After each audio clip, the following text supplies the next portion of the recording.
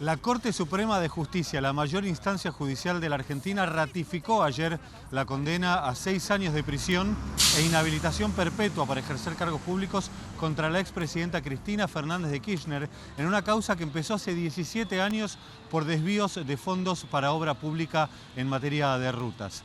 La Corte Suprema además condenó a otros 7 funcionarios y al empresario Lázaro Báez, que está condenado en otras causas por presunto lavado de dinero e investigado también en causas que todavía no llegaron a juicio junto con la expresidenta por alquilar los bienes que la familia de la expresidenta tenía en materia de hoteles y también de propiedades. ¿Qué va a pasar ahora? Cristina Fernández de Kirchner tiene hasta 5 días hábiles para ponerse a disposición de la justicia y quedar detenida. En principio será en un instituto de detención, pero ya su defensa pidió que sea una prisión domiciliaria en la ciudad de Buenos Aires o en las afueras de la ciudad. Habrá que ver qué responde el juez. Posiblemente le conceda la prisión domiciliaria. Recordemos que además de estar 6 años detenida, la expresidenta no va a poder volver a presentarse a elecciones.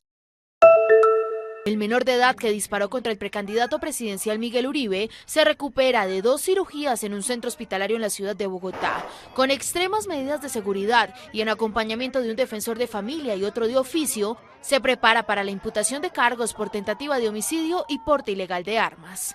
La sanción eventualmente a la que estaría sujeto es una sanción hasta de 8 años, que no es propiamente de prisión, vuelvo e insisto, sino es una sanción que bajo la ley, bajo los lineamientos de la ley 1098, es una sanción que es educativa, reparadora y que tiene por fin restablecer los derechos de ese menor. El menor de 14 años de edad será tratado dentro del proceso penal como un presunto infractor, figura que establece el sistema de responsabilidad penal para menores de edad, fija un proceso con grandes cambios frente a la pena y el centro de reclusión que podría determinar un juez. La primera medida cautelar que se puede tomar en contra de este menor es la de internamiento preventivo, que es el equivalente a la medida de aseguramiento privativa de la libertad en centro carcelario para los mayores de edad. Finalizado el proceso, seguramente recibirá la sanción de privación de la libertad en centro de atención especializada,